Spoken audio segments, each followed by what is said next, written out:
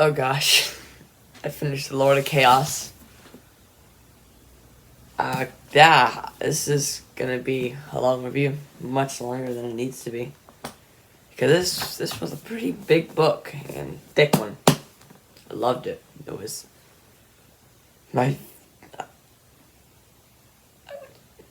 I would say this is my favorite. I mean, yeah, it's definitely pretty close with the Fires of Heaven, but this one was really, really good. I mean, I think, yes, I should have mentioned this in my last Fires of Heaven review. It's a little bit of the middle of the book was kind of a drag, same with the last book, but like basically what it gives you is just so much more, so much worth it. It's just like I like it, and I'm pretty sure I'm gonna enjoy this log just because of all the information it gives you. So let's just start talking about the book. So basically, it starts off with Perrin being like saying, "Okay, I'm gonna go back to Rand," because he was missing all the time in Fires of Heaven, and I was like, "Wow, where's Perrin? Perrin Ibarra." So didn't see him there in Fires of Heaven. So in the prologue, he's there, but for like half the book, he doesn't show up until the second half of the book, and so I was like, "Okay, where's Perrin?" And then when he comes, I was very happy. And immediately from the start of the book, I could tell the difference in Rand. How Rand is changing slowly from being a farm boy who knows nothing to being a ruler, because there's so many sides to this Dragon Reborn thing. So he's obviously very, like, different. He's not the same Rand you'll get from the Eye of the World, which is pretty cool because, like, it's different like that because, it's different like that because he's not, like, he doesn't know, he knows a lot now, he's not like immune to everything, but like he's a very different character than he was at the start of this book. But yes, a lot of the conflict in the middle of the book wasn't really existing because the Wheel of Time is not a story of, okay, in this book our characters will deal with this villain. It's not like Dresden Files, because Dresden Files have basically a different character every time. I'm only 2 books in the Dresden Files, but there's not one overarching storyline to tie the whole thing together, if I'm not mistaken. If you farther into Dresden, you can tell me if that's wrong. But the Wheel of Time is kind of like a whole, like, so there was a lot. The ending was amazing. Just like Wheel of Time endings never come to disappoint. So that's great. And yes, I'll talk about the ending later. But yeah, Perrin's gone until the end, but Perrin has some amazing stuff in the story. He comes in, and he's just as I last saw him, I kind of forgot how cool he was in Fires of Heaven, because he just wasn't there. He was hanging out at the Two Rivers, maybe mentioned once or twice, but other than that, non-existent. This time he's here at the end of the book. He does his fighting, he does what he needs to do, and yeah, it's like amazing. And just, it really shocks me how big this world is. There's so many different kinds of people. There's Aiel, there's Wise Ones, and then there's like ta'veren, and then there's like people of the Two Rivers men, and then there's like Aes Sedai. There's so many different like people, and it's not like a stereotype people. It's like each person have their own personality, but they're also like a part of their clan, which is cool. And Faile is a great character. I love Faile, Egwene, Nynaeve, and yeah, this is a major spoiler. Right now is when I'm going to go into spoilers right here, so you guys can stop here. Egwene, she's the Amyrlin seat right now, or like she kind of like moves up to Amyrlin seat, and that I did not see that coming at all. So that means she's Aes Sedai, and she made Nynaeve and Elaine Aes Sedai as well, and I think they kind of like rushed the process of them being Aes Sedai, but that didn't really mind it. But yeah, that I did not see that coming, and you can kind of see like they did not like Elida, and so you can kind of see all that playing out. And Matt, whenever Matt meets them, he doesn't believe that you going to, you is Aes Sedai, and it was like a lot of stuff like that. Like, it was cool to see like Matt in there. Matt didn't have much of a plot in this. He had a couple of chapters. He did. I just didn't really like where he was in. It was pretty boring, honestly. Like, I mean, I wouldn't say it was boring, like, cause he was like kind of helping Oliver, which is a little kid, but like, I didn't really care as much as I did with Rand and Perrin, and like, I didn't care as much as that, if you know what I mean. But like, cause like, I don't know. It's just like, he didn't really have a great storyline. I love Matt. Matt's awesome. I like Perrin better. Perrin right now is my favorite. And Fael, they're just an amazing duo. It happens together, and from a large portion of the book, Fael was very mad at Perrin, and I felt that, and I was like, okay, yeah, but like it was pretty good. Like, that's how it like worked out. And Rand is like, he gets abducted, like, he just like, by a portion of Aes Sedai, and that's how basically it ends. But it's crazy, and I was like, I didn't expect that. There's a lot of things very unexpected. It's not just like a battle. Rand is taken away, and I was like, okay, yeah, that happened. But Tom Merlin, he comes in this book. This was the least he was in from any book. He was in it. He had a couple lines, but like, he doesn't travel with anyone. Like, and Julian barely had an appearance, and Julian was very different. But like, those were like the strongest characters. And then he had one scene talking to Matt and one scene talking to some other people. But other than that, Tom is not here. I really love Tom, the Gleeman. And yeah, it's like really cool to like see this going down. Lan's gone after what happened to Moiraine in the last book. Yeah, and you can see like everyone's missing Moiraine. Like, it's very different it's very, very different story without Moiraine, because she was like the mentor character. I mean, probably not. I wouldn't go say she's a full-on mentor character, but she kind of acted as that in the story, because she was like teaching Rand, and she was the only Aes Sedai that Rand trusted. And as you can see, Aes Sedai betrayed him in this book, and you can see he had very, very little trust for Aes Sedai in this book. I mean, towards the end of this book, and I was like, and it was pretty intense. So, yeah, but honestly, I didn't really say enough in my Fires of Heaven review that, yeah, like, a lot of times you cannot be doing anything. They could be sitting around, they could be plotting. It's not the most action-packed series 100% of the time. It's going to be action-packed. And as you can see from this cover, it's pretty action-packed. And this scene is my favorite scene so far. Like, that was really, really amazing. So yeah, it's not going to be the most action-packed for all like almost 1,000 pages of this book. But it will be pretty action-packed when it needs to be. And when it needs to be, it's such a payoff, because this world is huge. It's like very massive.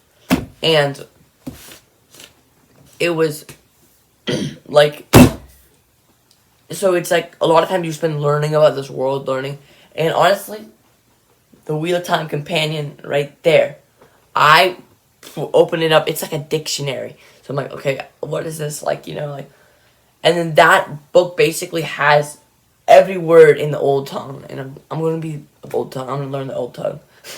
But, so, it's massive, and it's so cool, because it's basically like as big as our world. His world building, Robert Jordan, is amazing.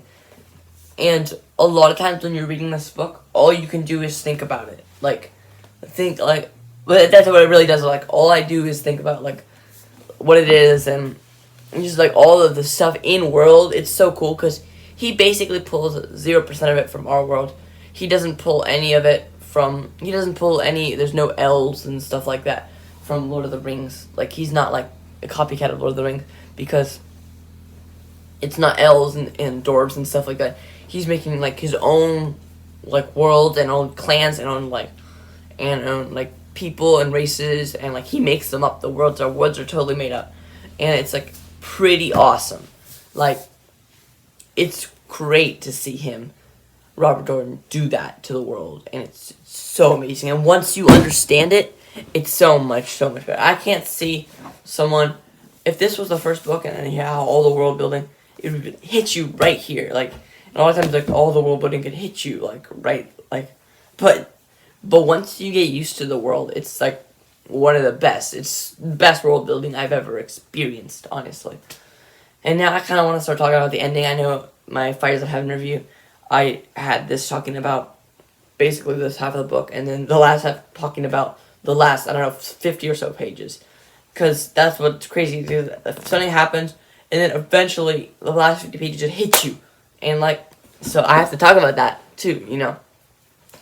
So this one's ending was really, really cool. It's basically it was so unexpected. I thought it was just going to be, like, a battle. But, like, a normal battle. Like, okay, they don't like these people, so we're going to fight. But Rand just gets taken, like, so out of nowhere. Like, he just gets abducted by Aes Sedai. And I was like, wait, it took me a while to comprehend. Rand was just, like, abducted, put in a box by Aes Sedai. And I was like, okay, that happened. So as that's happened, Rand is just getting tortured all the time. He's got, like, the 6 waves blocking him from channeling. And you can hear Lews Therin inside his head, like, talking to him. Like, another thing about this, Lews Therin was kind of in his head. He was in his head before, but now you can see him kind of being more involved with Rand. And he's saying stuff to Rand. He's saying stuff, like, it's slowly him going crazy, but he doesn't realize it. And like, Lews Therin's already crazy. He doesn't think he's crazy, but he's slowly going crazy. You can see the very, very slow descent of it. And, yeah, whenever you hear Lews Therin, Lews Therin did a lot inside his head, and I was like... So, like, Rand is just in a box. Lews Therin does not like it either. And then he wants to work together with Lews Therin. I believe at one point he goes, let's work together. And then Lews Therin really doesn't know who is him, because Lews Therin is still he still thinks it's his body that he's being abducted. But we all know it's really Rand's body. So, but it's, like, crazy to think. Just like, oh, that's happening right now. Yeah, that's pretty awesome. And so, like, whenever, like, Rand's in the box, he keeps getting tortured, which is, that's very uncharacteristic of Aes Sedai, which, like, I didn't have anything wrong with Aes Sedai before this, but you really, really do, it gets you to not like these Aes Sedai. It gets you to really, really hate them. And that's what a good book does, get you to hate the person they're trying to get you to hate. And, like, that's strong feelings about people. That's what J.K. Rowling does. She does, like, Snape, she tries to get you to hate them. Like, and that emotion from a reader, like, helps them. Like, not just fighting a very generic bad guy. And these Aes Sedai are torturing Rand, and I couldn't, like, the torture scenes were, like, scary, but they were not scary, but they were just, like, it gave me angry at the Aes Sedai. And basically Rand was just getting, like, they were beating Rand, trying to torture him. But, like, you can tell how much of the pain that he was getting. But it took everything in his power to just laugh. And then, like, slowly he was getting beaten 2 times a day. And he said he didn't know how long he was getting tortured, because it was so long. Which, like, that was, like, I was, like, you can see how strong really Rand is, and he's not just, like, this leader who just, like, doesn't really do anything. But, and as this is happening, Perrin, or not Perrin, I forget the person's name, who notices that Rand's sword is gone. Or no, Rand's sword was here, but Rand was gone. And, like, so, and then she was like, okay, like, he would never leave his sword, so he must have gotten abducted. And they were all very worried about that as it happened. And then so Perrin leads the charge. He basically comes to Rand's rescue. So that was really cool, because he was on his way to catch up with the Aes Sedai. He wanted to take him to Elaida, the Amyrlin seat, but like that would have been like, yeah, like because they really don't believe that like Rand should get all this power, so they're trying to take him to Elaida, the Armelin seat, but we all know Egwene's the real Armelin seat. But like, and then so they were trying to catch up with him, and then you can see on Perrin's way, he kind of talks to these wolves, and like says, he tells them like that. I think that Rand's name for the wolves is Shadow Killer, if I'm not mistaken. But and he talks to Rand. He talks to Rand, and then he talks about Rand. He said Rand's in danger, so they all help. And then there's a big, huge battle. And if you can see depicted on this cover, there's lightning and fire, and I think those are Aiel because of the spears. And then they're all fighting, and they have a huge, huge, huge battle just for Rand, to save Rand. And it's very massive, very high stakes.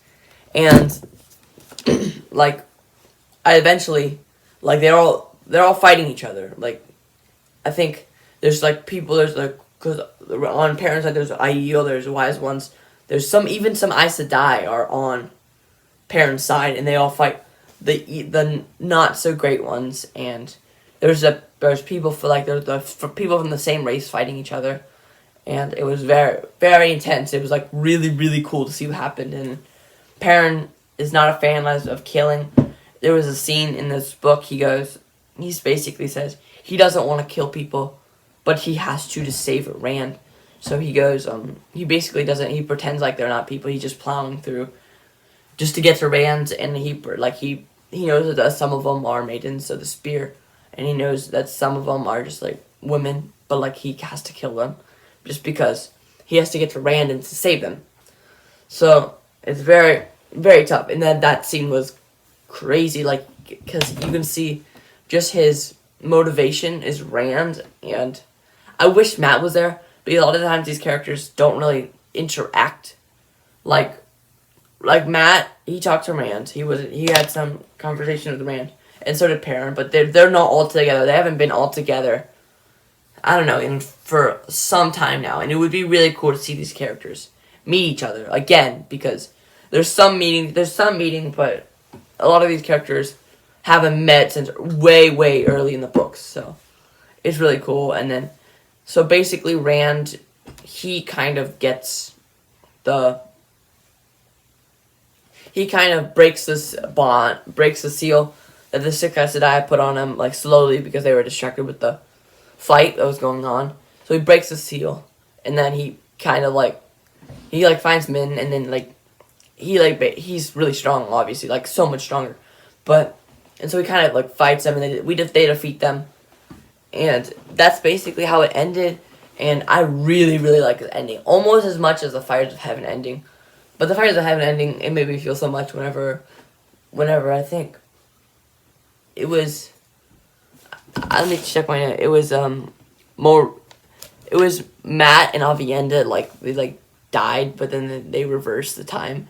That wasn't as good as that aspect, because whenever, like, that happened, and, like, I was so shocked, and was like, but this one, like, no one really, like, died or shocked, and nothing shocked me like that, on that kind of scale. But still, it was so big, the battle, and, like, you got me to, like, get really mad at the Aes Sedai who were hurting Rand, and that's what's really, really, really good about this. So, yeah, that was insane. It was amazing. And the last section of this review will be reviewing with my rants on the original cover. The original cover will be my background for the thumbnail, but this one is so cool. It depicts one of my favorite scenes of this book, which is the ending.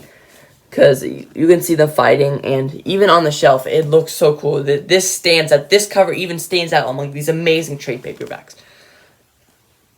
It's, like, really, really cool, because you can see just, like, all the fire. And this is, like, a really, really accurate scene from the book. And, like, that's awesome. Like, it's very, very accurate. It's very, like, very epic. It shows what a scale Wheel of Time is. And the original cover, it's weird. Rand's in a muscle shirt, and he's just standing there.